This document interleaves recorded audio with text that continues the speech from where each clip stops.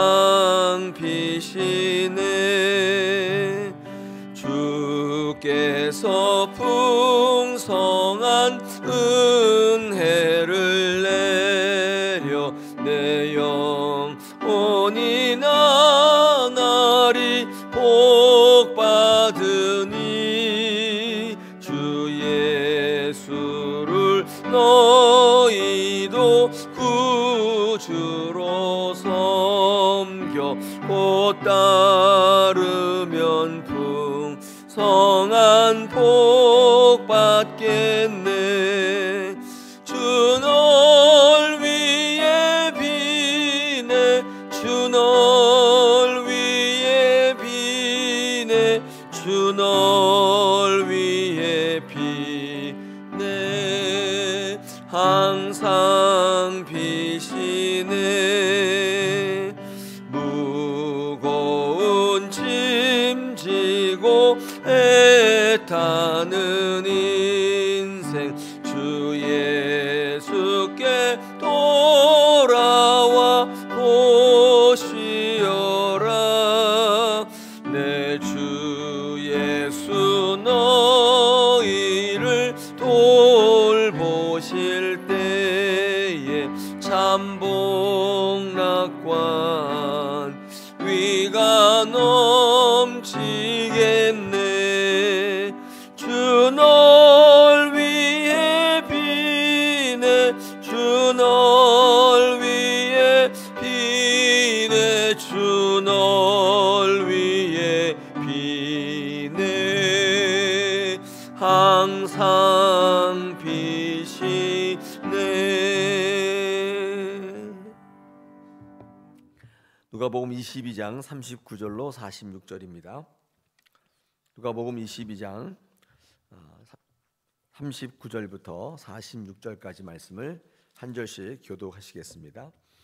예수께서 나가사 습관을 따라 감람산에 가시매 제자들도 따라갔더니 그곳에 이르러 그들에게 이르시되 유혹에 빠지지 않게 기도하라 하시고 그들을 떠나 돌 던질 만큼 가서 무릎을 꿇고 기도하여 이르시되 아버지여 만일 아버지의 뜻이거든 이 잔을 내게서 옮기시옵소서 그러나 내 원대로 마시옵고 아버지의 원대로 되기를 원하나이다 하시니 천사가 하늘로부터 예수께 나타나 힘을 더하더라 예수께서 힘쓰고 애써 더욱 간절히 기도하시니 땀이 땅에 떨어지는 핏방울같이 되더라 기도 후에 일어나 제자들에게 가서 슬픔으로 인하여 잠든 것을 보시고 이르시되 어찌하여 자느냐 시험에 들지 않게 일어나 기도하라 하시니라. 아멘. 자, 오늘 겟세마네 동산의 기도에 대해서 같이 말씀을 나누겠습니다. 이 겟세마네 동산에서의 주님의 모습은 인류를 구원하시는 메시아로서의 모습과는 좀 배치되는 모습입니다. 인류를 구원하는 메시아의 모습은 강력하고 힘있고 확신에 차고 담대한 모습이어야 되는데 전혀 그런 모습이 아니기 때문에 그렇습니다. 예수님의 어떤 메시아성을 드러내는데 전혀 도움이 되지 않는 독자로 하여금 예수님의 메시아성을 의심케 만드는 본문입니다. 그래서 복음서의 줄곧 주제가 뭐였냐면 예수가 하나님이시다, 이게 주제였거든요. 그런데 예수님이 하나님이시라는 사실을 드러내는 복음서의 애당초의 목적과도 부합되지 않습니다. 야, 예수님이 이렇게 약한 면이 있었어? 예수님이 이것 두려워했었어? 이런 생각이 들기 때문에 예수님이 하나님이라는 사실을 드러내는데 전혀 도움이 되지 않는, 그 목적과도 부합되지 않는 본문입니다. 자, 그럼에도 불구하고 공간복음 모두에 이 예수님의 겟세마네 동산의 기도는 등장하고 있습니다. 한번 물어볼 수 있겠죠. 그렇다면 왜 도움도 되지 않는 이런 본문이 누가복음에만 있는 것도 아니고 전체 다 있을까? 그렇다면 이 본문을 통해서 주님이 드러내시고자 하는 의도가 있었을 텐데, 이제까지 쭉 예수님이 하나님이라고 말씀해 오시면서 막판에 지금 십자가를 지시기 바로 직전인데 이런 연약한 모습을 보이면 주님께서 지금 복음서에서 계속 설교하시고 강조했던 게 다 물거품 되잖아요. 근데 제자들이, 이 공동체가 마태, 마가, 누가가 이 본문을 쓸 때 그 몰랐을까요? 그럼에도 불구하고 이렇게 비교적 자세하게 공간복음이 이 예수님의 겟세마네 동산의 기도를 전하고 있다는 것입니다. 왜 이 본문이 등장하고 있을까요? 여러 가지가 이유가 있습니다. 이 주석가들은 이 본문을 통해서 예수님의 메시아성을 더욱더 극대화시키고 있는데 그 내용을 조금 같이 나누겠습니다. 여러분, 주님은 인류를 구원하시기 위해서 지금 점점 십자가로 가까이 가고 있습니다. 예수님께서 이 십자가의 구원을 바라보시며 감당하셨을 때 어땠을까요? 야, 신난다. 이까짓 거는 아무것도 아니야. 그랬을까요? 그 십자가의 처형, 예수님이 그 유대의 한 사람으로서 자라나면서 그 십자가의 처형을 여러 번 봤을 텐데 그게 얼마나 공포스러운지, 얼마나 그것이 두려운 것인지, 얼마나 그것이 참을 수 없는 것인지, 얼마나 고통스러운 것인지를 알고 있었을 겁니다. 주님은 그것을 바라볼 때 고통스럽지 않았더라면 겟세마네 동산에 기도를 하지 않았을 거예요. 그게 아무렇지도 않다면 그냥 어제 일처럼 또 뭐 감당하는 하나의 사역의 하나였다면 이렇게 겟세마네 동산에 와서 땀방울이 핏방울이 되도록 기도하셨겠어요? 그게 굉장히 두렵고 힘들었던 거죠. 여러분, 이 사실은 무엇을 의미하냐면 구원은 하나님의 크신 사랑으로 인하여 이루어지지만 그러나 그 사랑이라는 게 하나님의 사랑이라는 게 어떤 것인지를 보여주는 사실이 있습니다. 이게 첫 번째 목적이에요. 하나님께서 큰 사랑으로 여러분을 구원해 주신다고 하니까 하나님은 전지전능하신 능력을 가지고 눈 하나 깜짝 안 하고 구원하시는 그런 사랑으로 이해하시지만, 능력을 이해하시지만 예수님이 우리를 구원하신, 하나님 우리를 구원하신 사랑이라는 건 그런 게 아니라는 거예요. 십자가 사건은 하나님으로서의 권능으로 아무렇지 않게 아무런 고통 없이 감당할 수 있는 일이, 행할 수 있는 일이 아니라는 사실을 알려주는데, 그러니까 이 구원을 이루는 하나님의 큰 권능이라는 것은 어떤 신비한 힘, 능력, 파워라기보다는 이 사랑이라는 희생과 고통과 아픔과 죽어주는 그 사랑이라는 사실, 이게 능력이라는 사실을 예수님을 통하여 우리에게 보여주세요. 아울러 하나님의 이 크신 사랑을 예수님은 어떻게 감당하셨냐면 이 모든 과정을 사명으로 감당하셨는데, 특히 이 순종이라는 믿음으로 이 모든 것을 감당하시는 주님의 모습을 부각시켜요. 그러니까 이거죠. 인간이기 때문에 어쩔 수 없어요. 두렵고 고통스럽고 공포스럽고 이거 어쩔 수 없단 말이에요. 죽음을 앞둔 한 인간의 모습을 지금 보여주고 있잖아요. 그런데 여러분, 그것을 넘어서서 구원을 이루는 하나님의 능력이라는 게 뭐냐, 하나님의 큰 사랑이라는 게 뭐냐면 희생과 아픔과 또 고통 같은 것을 감당하는 예수님의 어떤 하나님의 뜻이 있었는데 그게 우리의 삶에는요 순종이라는 믿음으로 드러나는 거예요. 그래서 우리의 구원을 이렇게 이루라고 말씀하는 거예요. 이게 이제 첫 번째 이유예요. 성경학자들이 이 말씀을 통해서 예수님 생애를 쭉 묵상할 때 왜 이런 본문이 여기에 적혀 있는가, 왜 이 본문이 예수님의 구원과 메시아성에 빠짐없이 등장하고 있는가를 주석한 거예요. 결코 도움이 안 되는 글처럼 보이지만 하나님의 구원의 속성을 잘 이야기하고 있어요. 구원은 신비한 능력, 힘 이런 걸로 그게 능력이 아니라 이 사랑이라는 능력인데 이게 희생이고 죽어주고 인내하고 참고 이런 거라는 거예요. 그런 게 우리의 삶에 어떻게 실제화되는가 하면 이 순종이라는 믿음으로 실제화되는 거예요. 사랑하는 여러분, 우리가 신앙할 때 여러분의 신앙이 굉장히 이론적이지 않으세요? 추상적인 거. 그러면 신앙의 능력도 늘 그럴 겁니다. 여러분의 신앙이 실제화되면 하나님의 능력도 여러분 가운데 굉장히 실제화돼요.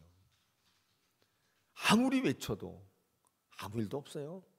왜냐하면 우리의 신앙이 그렇게 두리뭉실한 거예요. 왜냐하면 두리뭉실하고 허상을 쫓고 굉장히 형이상학적이라는 것은 내 삶에 그렇게 와부딪히지 않는다는 뜻이거든요. 근데 그 예수님의 말씀이 여러분에게 별로 상관이 없다는 뜻이에요. 그래서 실제 어떤 일이 있을 때 하나님 능력을 바라볼 때 그 능력조차도 두리뭉실한 거예요. 이상하게 생각하지 마세요. 그렇기 때문에 그런 거예요. 예수님의 믿음이 우리가 신앙하는 이 신앙이 실제적이어야 돼요. 그러려면 이런 말씀들이 사실은 굉장히 도움이 됩니다. 예수님이 한 인간이었잖아요. 동시에 하나님이셨지만은 그럼 어떻게 구원을 감당하셨는지 우리에게 보여줘요. 고통스러웠는데 계속 땡깡 부리면서 안 하겠다고 한 게 아니라 하나님께서 얘기하실 때 아버지 원대로 하옵소서. 이 순종이라는 믿음을 보여주시는데 그게 구원을 이루는 굉장히 중요한 마지막 단계가 되는 거예요. 굉장히 실제적이었죠. 예수님의 믿음은. 우리는 평상시에 잘 믿다가 어떤 일이 닥치면은 믿음 다 때려치고 다시 우리의 본성으로 돌아가지 않습니까? 그렇기 때문에 능력도 모호한 게 아닌가, 저는 그런 생각을 해봐요. 목회하면서 수많은 케이스, 수많은 사건들, 수많은 경우를 보고 있는데 이제 제가 내년이면 목회 딱 30년 되는 해예요. 그런 결론이 있어요. 이게 성도들한테 두리뭉실한 복음을 전해서는 안 되겠구나. 하나님 믿으십시오. 하나님 여러분 다 사랑하십니다. 잘 될 겁니다. 이런 두리뭉실한 이 복음이 여러분의 삶 속에 하나님께로 더 가까이 가지 못하게 만드는 목사의 죄인 거예요. 실제적인 얘기를 해드려야 되는데 저도 인간인데 제가 뭘 알겠어요. 그럴 때 우리 강력한 믿음, 이 예수 그리스도께서 이 한계를 지금 뛰어넘고 있는 모습을 우리는 보고 계시는 거예요. 우리의 구원을 이렇게 이루라고 할 때의 이 실제적인 모습은 믿음이라는 순종의 모습이에요. 순종할 수 없으면 하나님의 능력이 여러분 가운데 실제화되지 않아요. 계속 여러분의 고집 주변에 맴돌아요. 빨리 내려놔야 돼요. 여러분, 그런 토양이 있다면 빨리 고쳐지지 않으면 하나님의 능력을 실제화하기가 어렵단 말이에요. 굉장히 답답해요. 예수를 믿고 매일 교회 오고 뭐 하는데 아무 일 없는 거예요. 매일 자기 주관을 붙잡고 사는 모습은 보이지 않아요. 만약 예수님께서 거기 가서 막 땡깡 부리고 나 안 하면 나 안 내려가겠다고, 하나님 잘못된 게 아니냐고 막 이렇게 하셨다면, 그런 모습이 여기 있었다면 모르겠습니다. 여러분, 겟세마네 동산에서의 주님의 기도에서 우리가 발견할 수 있는 또 하나의 발견이 있는데, 그건 뭐냐면 이 주님이 이런 사실에 이 사명이 주어졌는데 여기에 대해서 무감각한 존재가 아니었다는 것입니다. 즉 완전한 인간이셨던 것을 드러내시는데, 이 겟세마네 동산에서의 주님의 모습은 한없는 인간의 모습으로 다가와요. 그러니까 제가 언제 설교 때 한 말씀드렸는데, 은혜를 받을 때는요 하나님의 능력으로 은혜를 받는 게 아니라 예수님이 우리와 똑같은 인간이었구나를 알 때 은혜가 있는 거예요. 왜냐하면 나의 모습과 이렇게 투영이 되기 때문에, 나랑 별다르지 않구나를 알 때 은혜가 넘치는 거예요. 하나님이 무슨 오병이어의 기적을 이렇게 때 그러면 그렇구나. 왜냐하면 나랑 관계가 없는 일이잖아요. 그건 내 삶에 일어나지도 않는 일, 내가 할 수도 없는 일인데 그게 은혜가 안 되는 거예요. 이런 거 있잖아요. 예수님이 이 죽음을 앞두고 너무 고통스러웠대. 나랑 비슷하거든요. 확 공감이 되잖아요. 그런 모습이 되게 중요해요. 그래서 예수님은 두 가지 모습이 있잖아요. 역사적 예수, 복음적 예수, 두 가지 모습이 성경에 다 공이 투영돼 있어요. 인간적 예수가 있는 이유는 그 예수님을 통해 너를 보라는 거예요.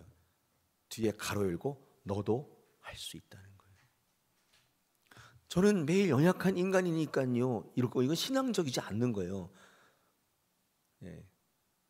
많은 분들이 그거 이유로 저는 연약하니까요, 저는 약하니까요, 그래서 신앙하는 거예요. 예수님을 본받는 거잖아요. 그거를 이야기하는 것도 한계가 있는 것 같아요. 근데 제가 목회를 해보니까 그런 것 같아요. 예수님은 이 자리에 3명의 제자를 데리고 기도의 자리에 나섰었는데, 그 자리는 약함의 자리였단 말이에요. 확신과 담대함과 결연한 의지와는 거리가 먼 염려와 근심과 걱정과 두려움과 공포의 자리였습니다. 그래서 이 3 제자를 일부러 데리고 가셨어요. 그리고 그것이 겉표면의 이유지만 이 3 제자를 그 자리에 데리고 가신 이유도 있어요. 한번 생각해 보십시오. 이제 예수님께서 십자가에 돌아가시고 부활하셔서 승천하신 다음에 이 땅에 계시지 않을 때 그 예수님의 사역을 이어받아서 이 제자들이 그 사역을 계속 감당해야 되는데, 예수님이 이런 약한 모습을 꼭 보여주셔야만 했을까요? 오히려 제자들의 향후 사역에 도움이 안 되었을 것 같아요. 그들은 매일 두려워하지 않았겠습니까? 더욱이 지금까지의 예수님의 모습과는 정반대의 모습이에요. 이 병행 본문인 마가복음 14장 34절에 가면은 예수님이 굉장히 놀라고 슬퍼하셨다 이렇게 돼 있거든요. 예수님의 이런 모습은 굉장히 낯설고 이례적이란 말이에요. 예수님은 굉장히 당당하시고 늘 굽힘이 없었단 말이죠. 그런데 이제 십자가 사건을 앞에 놓고 이렇게 무너지는 예수님의 모습을 제자들이 본다면 그게 앞으로 사역에 도움이 되었을까요? 근데 왜 주님은 이 제자들 3명 핵심 제자들인데 이들을 끌고 그 자리까지 가셔서 이 약한 모습을 보여주시는 걸까요?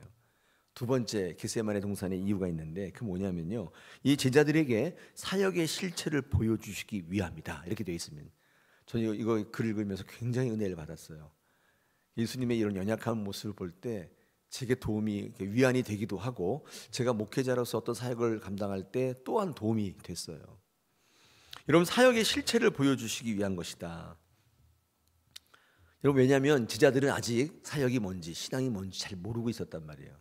자리 다툼이나 하고 있고 예수 믿으면 좋은 데 가서 뭐 누리게 뭐 하는 줄 알고 있고 그렇게 알고 있었는데 그들을 끌어다가 그 자리에서 예수님이 지금 사역 구원의 사역을 감당하는데 이게 얼마나 고통스러운 자리인지를 보여주시는데, 그래서 사역의 실체라는 건 뭐냐면 사역하니까 막 그냥 핑크빛 길이 열리고 막 능력이 임해서 막 하는 대로 뭐가 뭐 고쳐지고 이런 그런 자리가 아닙니다. 사역의 자리는 인간의 고뇌와 두려움의 연속의 자리예요.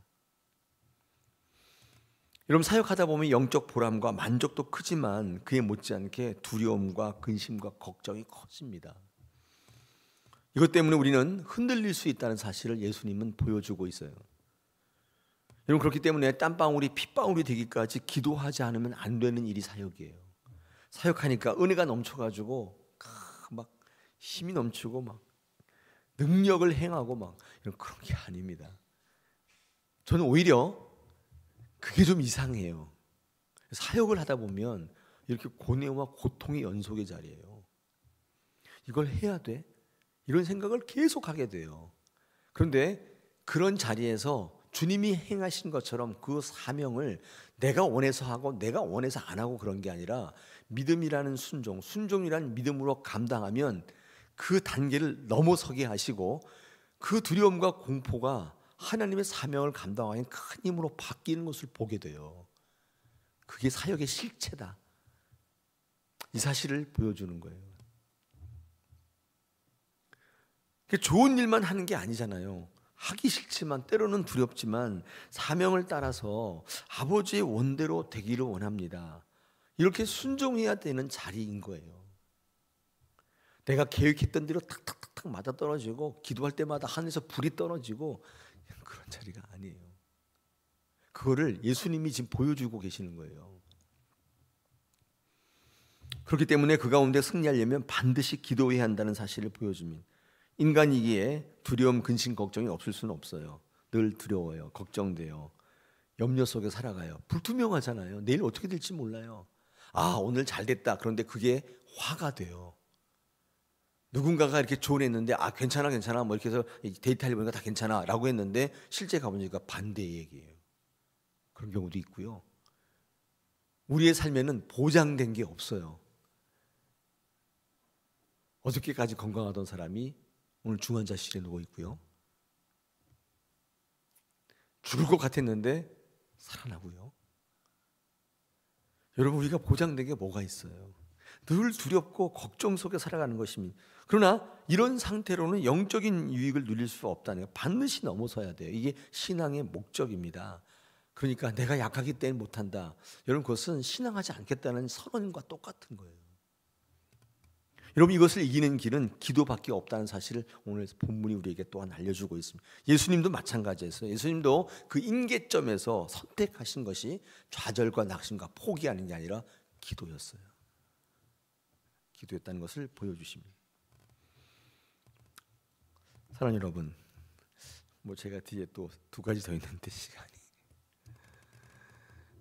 이 정도 하겠습니다. 여러분, 오늘 이 2가지만 기억하셔도 예수님의 이 연약함이 왜 이 성경에 기록되어 있는가, 차라리 없었으면 더 좋았을 뻔했는데 담대하게 십자가 앞에 나가서 나를 십자가에 못 박아 봐라, 이랬다면 더 하나님 다 왔을 텐데 왜 이런 연약함을 보여주셨을까? 저는 그 어떤 본문보다 이런 본문이 굉장히 마음에 와닿습니다. 왜냐하면 제가 딱 그렇기 때문에. 여러분도 그렇지 않아요? 자신만만해 하세요? 늘 두렵잖아요. 늘 고통스럽잖아요. 주님이 하셨던 것처럼 기도하심으로 무릎을 꿇으심으로 순종해 보십시오. 아멘. 순종하는 사람이 자기 생각이 없는 거 아닙니다. 뭐 머리가 빈 게 아니에요. 모든 생각이 다 지나가요. 계산이 다 되어진단 말이에요. 마리아처럼 천사가 와서 내 태를 써야겠다 그랬더니 마리아가 바보입니까? 아무 생각 없는 여인이에요. 그러세요. 그렇게 했던 거예요. 모든 걸 다 생각해 보는 거예요. 내가 어떻게 될지, 우리 집이 어떻게 멸문지화를 당할지. 그러고서 결단한 거예요. 그렇게 하십시오. 그때 세상에서 가장 존귀한 여인이 되잖아요. 지금도 마리아를 다 떠받들잖아요. 자기 한 몸 잘하겠다고 그때 천사의 청함을 거절했던 수많은 여인들, 그 당시 지금 다 어디 가 있어요? 다 어디 가 있습니까? 흔적도 없이 사라졌잖아요. 오늘 예수님의 사역의 원리, 이 겟세마네 동산의 본문의 성경적 위치, 이런 것들을 한번 살펴봤는데 적지 않은 충격이 있어요. 사실 그러셔야 돼요. 다시 한번 말씀드리지만 우리는 지금 너무 고통스럽습니다. 두려워요. 어떻게 될지 잘 모르겠어요. 그냥 희미한 안개 속에 저기 빛나는 그 빛을 하나 바라보고 그냥 담대하게 걸어가는 거예요. 옆에가 낭떠러지일지 옆에 있는 맹수가 있는지 알지 못해요. 그냥 그 빛을 바라보고 믿음을 가지고 확신을 가지고 걸어가는 것입니다. 담대하게 가는 것입니다. 여러분 그 길에 여러분 순종 믿음으로 가면 성령께서 여러분 손잡아 주시고 같이 가는 거예요. 그 성령은 말씀이에요. 우리의 발등의 빛이다. 저기 보이는 빛이라고 말씀하셨잖아요. 오늘도 여러분의 삶의 임계점에서 포기하지 마시고 낙심하지 마시고 기도하심으로 이겨나가시기를 축복합니다. 우리 이 시간에 같이 한번 기도하겠습니다. 기도할 때 하나님께서 여러분의 심령 가운데 찾아오셔서 말씀하실 텐데 그 한없는 위로, 하나님 만져주시는 그 위로가 여러분 가운데 쏟아져 붓기를 원합니다.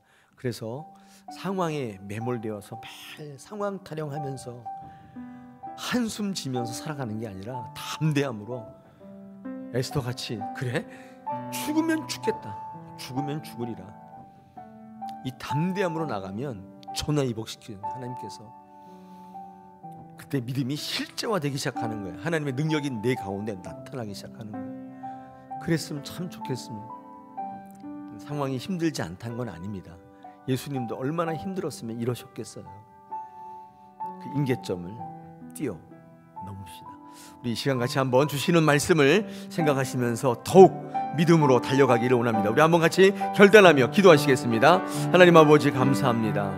어떻게 해야 할까요? 오늘 예수 그리스도의 겟세마네 동산의 기도를 읽게 되었습니다. 이제까지 예수님은 강력한 예수님이었고 흔들림이 없었고 당당하셨습니다. 권력 앞에서 조금도 굽힘이 없었습니다. 죽을 것 같은 거 이런 거 걱정하지 않으셨습니다. 예수님은 머리 둘 것도 없었습니다. 그러나 내가 집이 없으면 어떡하지? 걱정도 안 하셨습니다. 근데 오늘 주님의 모습은 너무나 낯설고 너무나 이례적입니다. 왜 이런 본문이 우리의 신앙에 선포되어야만 하는 것일까요? 하나님은 이 본문을 통해서 훗날 많은 신앙을 하는 성도들에게 무엇을 요구하는 것일까요? 우리가 이 사실을 기억해 볼 때 은혜가 넘치는 것입니다. 하나님 우리를 구원하셨던 그 능력이라고 하는 것은 이 아픔과 고통과 죽어줌과 희생, 이 사랑이었구나. 너희도 이렇게 구원을 이루어야 한다. 돈으로, 능력으로, 실력으로 구원을 이루는, 부흥을 이루는 게 아닌 것입니다. 그렇게 하라는 게 아닙니다. 우리가 이 사실을 기억할 때 주님, 오늘도 우리가 어떤 인생을 살아야 될지 궁극적으로 얘기해 주시면 우리는 지금 두렵고 떨리고 있습니다. 불확실한 미래를 살아가면서 내일 어떻게 될지 알지 못하는 이 시간 속에서 무엇을 붙잡고 어떻게 살아가야 될지 잘 모르겠습니다. 오늘 이 말씀이 우리의 큰 지표가 되게 하여 주옵시고 주님을 향해 달려나가는 귀한 믿음의 표대가 되게 하여 주옵소서. 예수님의 이 모습이 우리 안에 있게 하여 주옵시고 피 묻은 십자가, 피 흐르는 그 십자가가 우리 안에 있게 하여 주옵소서. 그 자체가 능력이 될 것이고 그 자체가 생명을 이루는 분기점이 될 줄 압니다. 그 신앙을 이루어서 우리의 가정과 우리의 자녀와 이 교회와 이 땅을 고쳐가는 생명으로 이끄는 귀한 하나님의 자녀들 다 되게 하여 주옵소서.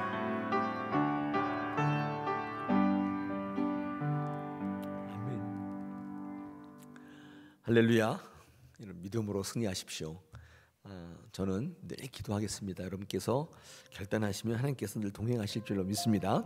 자, 오늘 5월 20날입니다.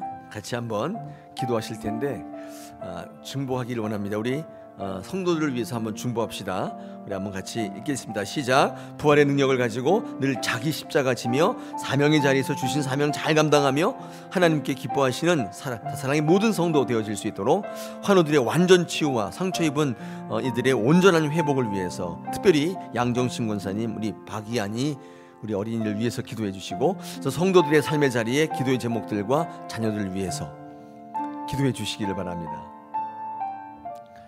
여러분 기도하시기를 바랍니다. 지금은 우리 기도할 때입니다. 다른 얘기할 때가 아니에요. 어제도 말씀드렸는데 기도하실 때예요. 울어줄 때가 아니에요. 기도할 때인 것입니다. 우리 시간 이 제목을 가지고 우리 부활의 능력을 누리는 성도 되게 해달라고 지금 큰 고통을 당하고 있는 이들이 있잖아요. 우리 위해서 기도하고 통틀어서 우리 성도들의 삶의 자리 얼마나 어렵겠어요. 경제적인 문제, 배신을 당한 문제, 마음에 상처를 입고 신앙의 의지가 꺾여 있는 분들, 또 우리 자녀들의 문제 있잖아요. 자녀들의 문제. 이게 얼마나 큰 기도의 제목. 저희 아이들도 둘 다 군인인데 매일 기도할 수밖에 없어요. 뭐 한다 그러면 그냥 가슴이 덜컥덜컥 내려앉고요. 그래요. 여러분 기도해 주시기를 바랍니다. 여러분의 자녀를 향해서 우리 옆에 있는 자녀들을 위해서 같이 중보하겠습니다. 우리 같이 기도하겠습니다. 하나님 아버지, 새벽 예배 나온 기도회 용사들, 제단을 쌓는 이들이 오늘 이 시간에 중보합니다. 하나님, 우리 다사랑의 성도들 위해서 중보합니다. 하나님 아버지, 신앙생활 같이 하는 믿음의 동료들이 있습니다. 많지는 않지만 하나님, 그들이 우리의 식구이며 우리의 자매라고 말씀하셨습니다.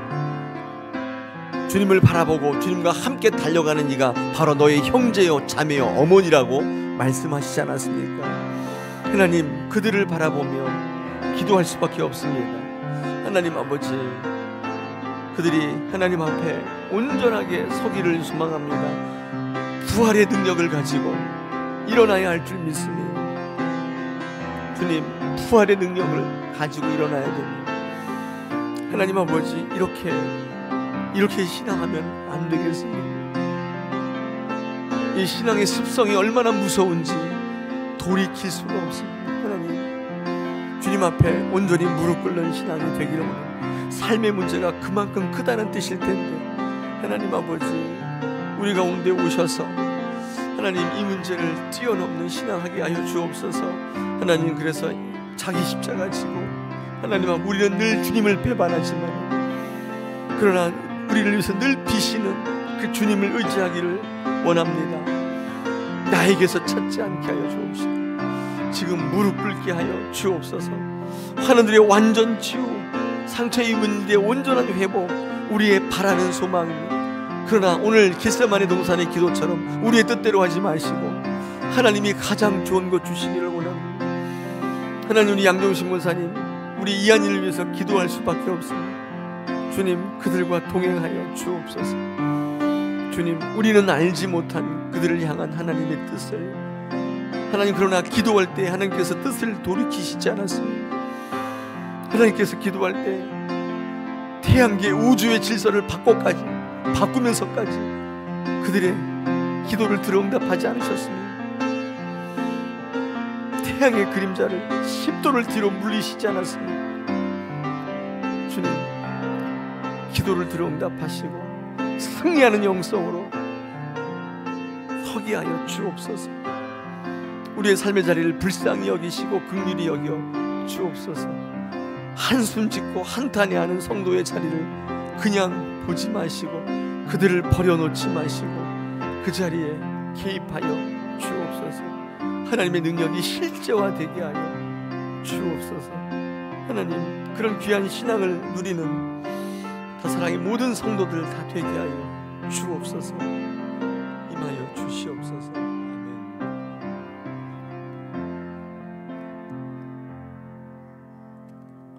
하나님 아버지, 감사합니다. 오늘도 새 날을 주시고 호흡을 주시고 이렇게 주님 앞에 살아서 예배하며 경배하게 하시니 감사합니다.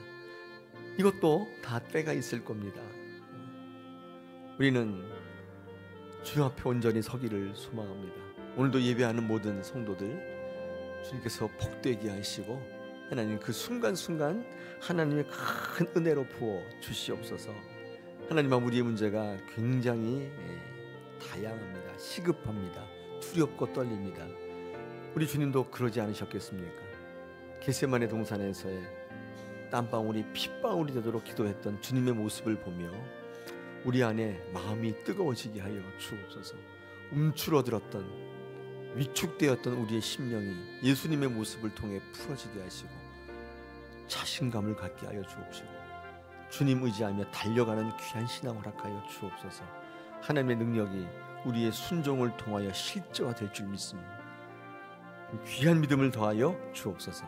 오늘도 살아갈 모든 삶의 자리에 힘주시고 무너지지 않게 하시고 실망 좌절하여 주저앉지 않도록 주님 일으켜 세워 주옵소서. 믿음으로 승리하는 오늘 하루 되게 하여 주옵소서. 우리 환우들이 있습니다. 주님 기억하여 주옵소서. 주님께서 붙들어 세워 주옵소서. 머리 위에 안수하여 주옵소서. 예수님의 이름으로 축복하며 간절히 기도합니다. 아멘. 할렐루야. 그렇게 될 줄로 믿습니다. 우리의 신앙 주님께서 보고 계시고요, 가장 좋은 것 주실 줄로 믿습니다. 우리 매일 드리는 공동체의 기도문 우리 같이 한번 읽으심으로 우리 또 말씀을 기도로 이어가겠습니다. 여러분 능력이 될 줄로 믿습니다. 기도하겠습니다. 하나님이 기뻐하시는 성도로 살아가기를 원합니다. 주 안에서 참 자유하는 삶과 신앙 되기를 원합니다. 주님이 우리를 광야로 이끄시는 참 의미를 알기를 원합니다. 이스라엘 백성처럼 노예에서 참 자유인을 만드시려는 하나님의 계획을 보게 하시고 그 하나님과 동행하게 하옵소서.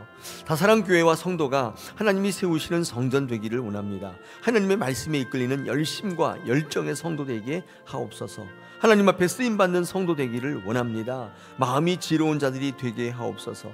하나님과 하나님의 것을 구별하며 알아보는 지혜를 더하여 주옵소서. 나의 기술, 경험, 관계들, 나의 좋은 모든 것이 내가 이룬 것이 아니라 하나님이 주신 것임을 잊지 않게 하옵소서. 그래서 억지로 인색함으로가 아닌 자원하고 소원하는 마음으로 하나님 앞에 담대히 나오는 쓰임받는 성도 되게 하옵소서. 예수 그리스도의 이름으로 간절히 기도합니다. 아멘. 고맙습니다. 가지고 오신 기도 제목, 또 오늘 말씀이 주시는 도전들을 가지고 우리 깊은 기도의 자리로 더 나가겠습니다. 기도하겠습니다.